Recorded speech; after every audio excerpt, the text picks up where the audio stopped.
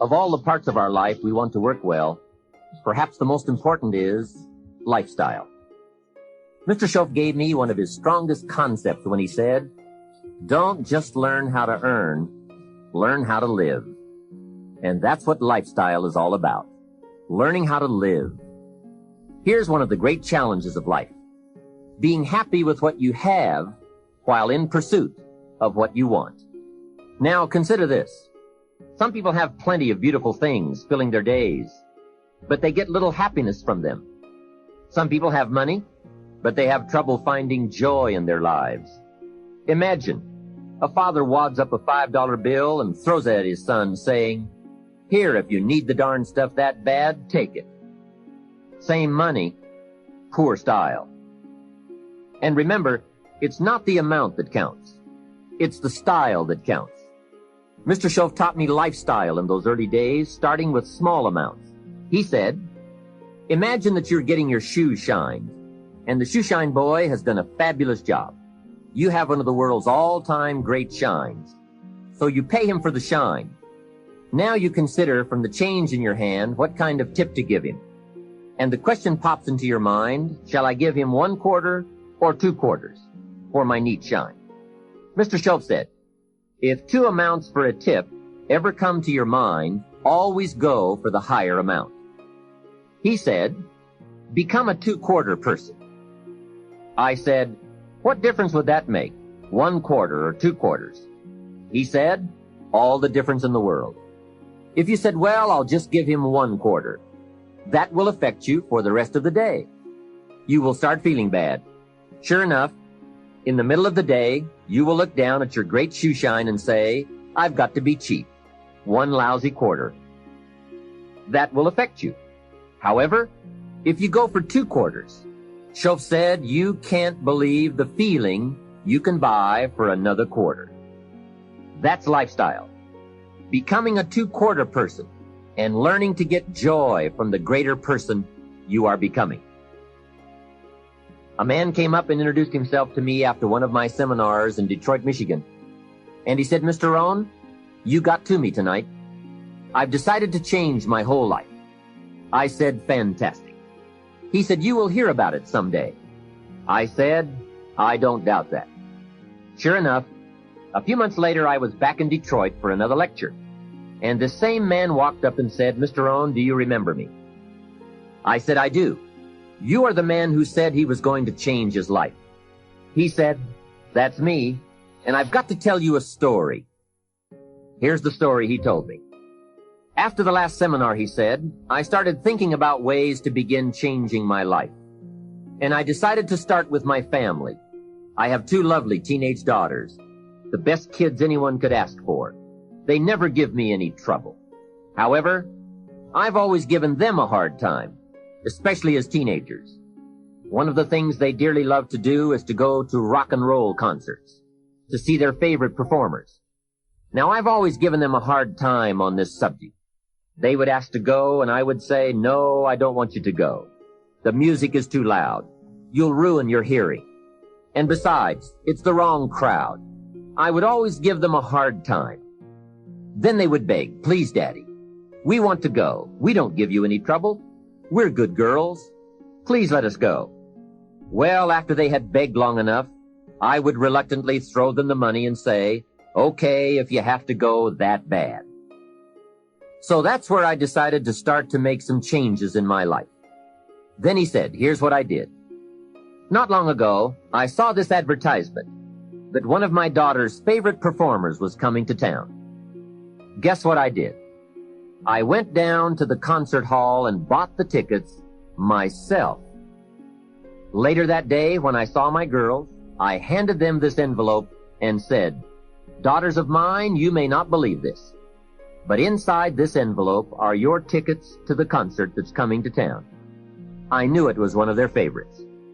They could not believe it. Then I told them one more thing. I said, begging days are over. Now my girls really couldn't believe it. Finally, I made them promise not to open the envelope till they got to the concert. And they agreed. Now comes concert time. When they arrive, they open the envelope and hand the tickets to the usher. He says, "Follow me." And he starts down front. They say, "Wait a minute. Something must be wrong." The usher looks at the tickets and says, "Nothing is wrong. Follow me." They walk down front, 10th row, center. Now the girls really cannot believe it.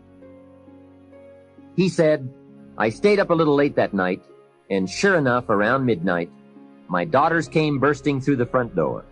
One of them lands in my lap, the other one has her arms around my neck, and they both say, 'You have got to be one of the world's all-time great fathers.'"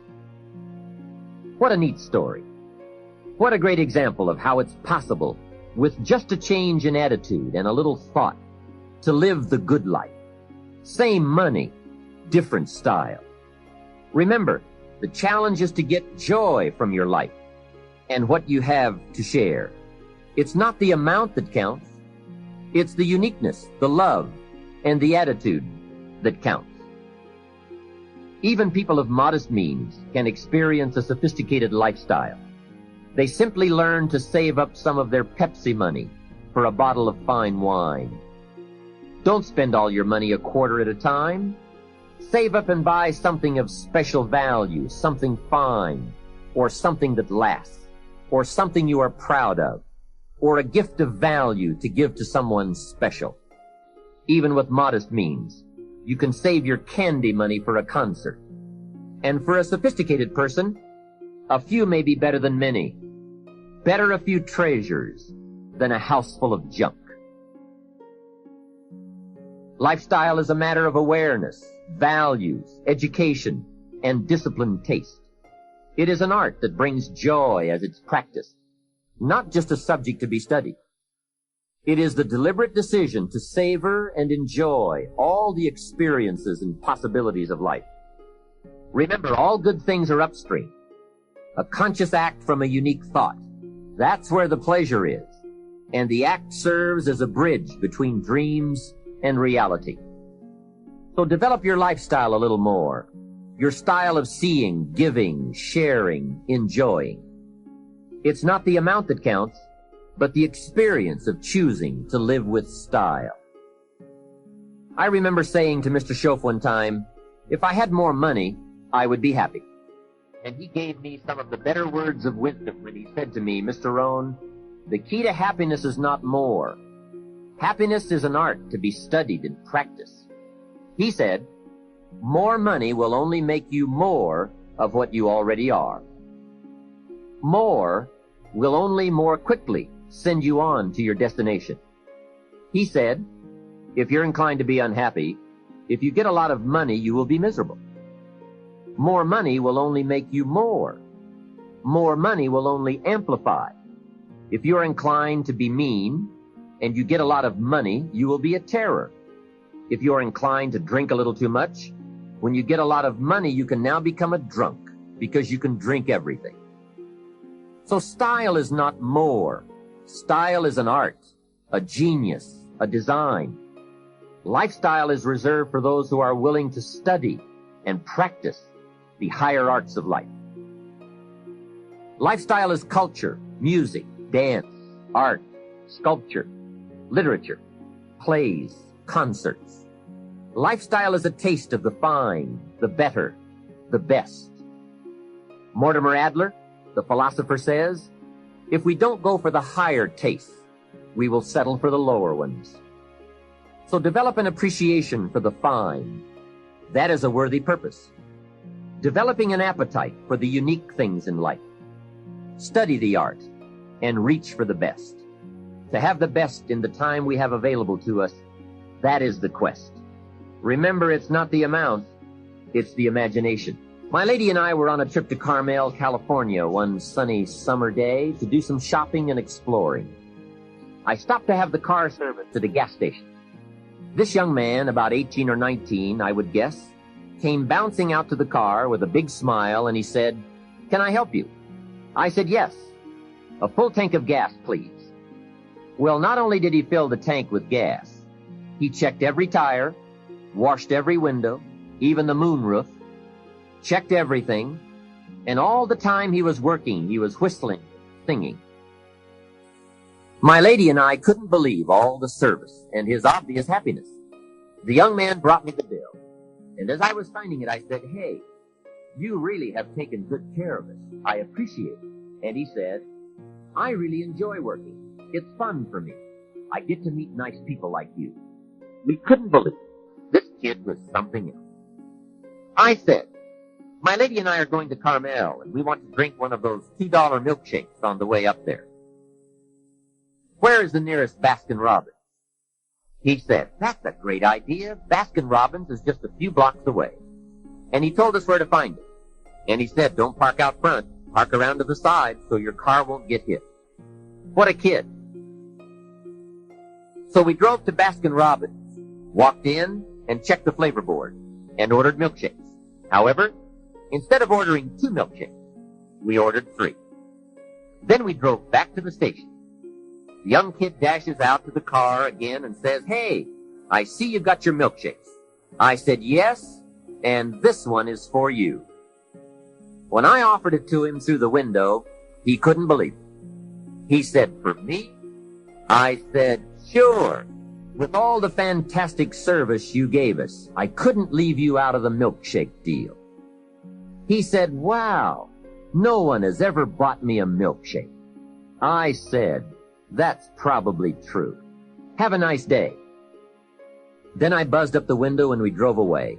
When I looked in the rearview mirror, there he was, holding that milkshake, a big surprised smile on his face.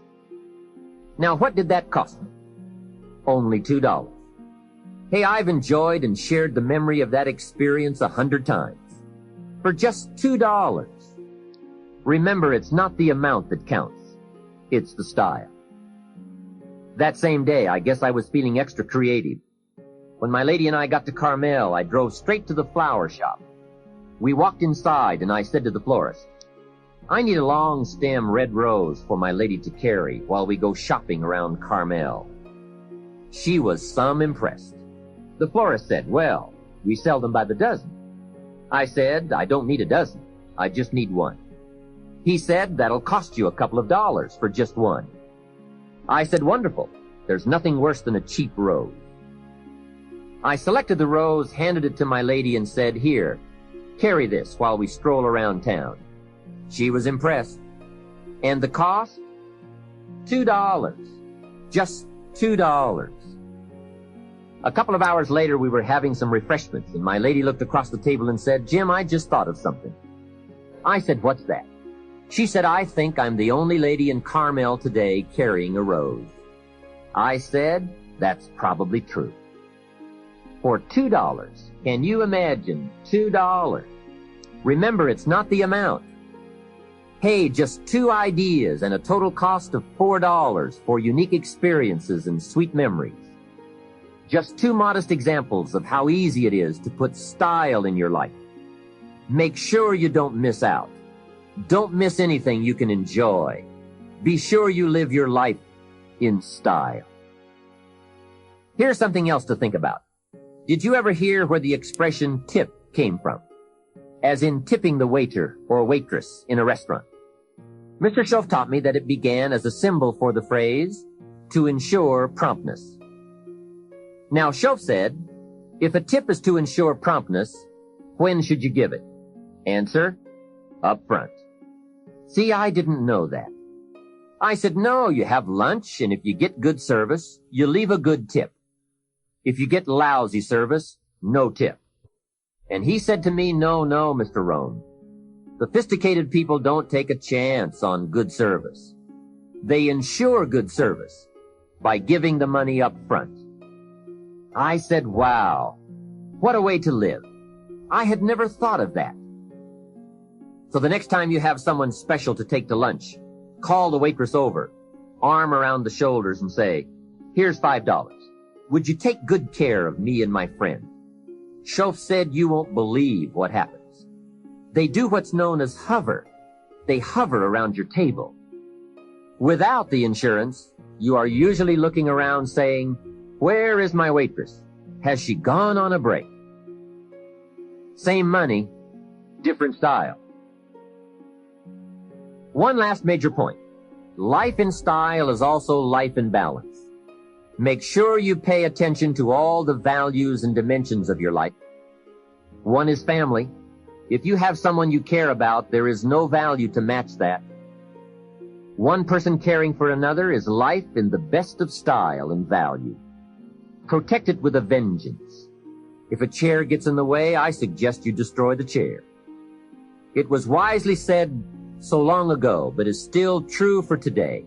There are many treasures, but the greatest of these is love. Better to live in a tent on the beach and have a love affair than to live in a mansion by yourself. Ask me. I know.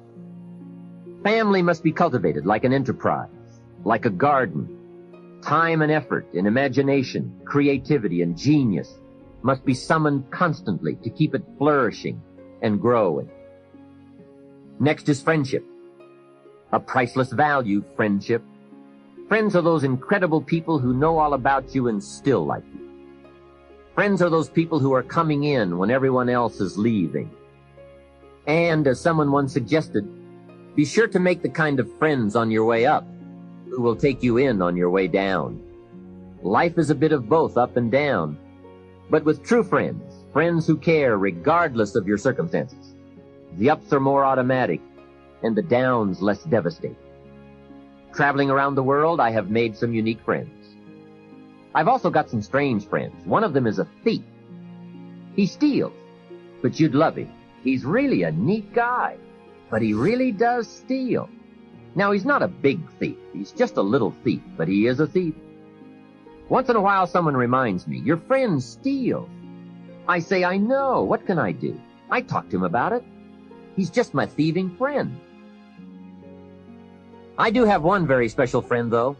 If I was stuck in a Mexican jail and accused unduly, I would call this friend. Guess why I'd call this friend? He would come and get me. Now that is a friend. Someone who would come and get you. Guess how much you would spend to get me? Right, as much as it would take. Guess how long you would try to get me out? You're right, as long as it would take. That is a friend, someone who would come and get you. Now, I also have some casual friends who would probably say, call me when you get back.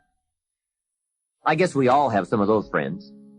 But friendship is so vitally important to those in search of the good life.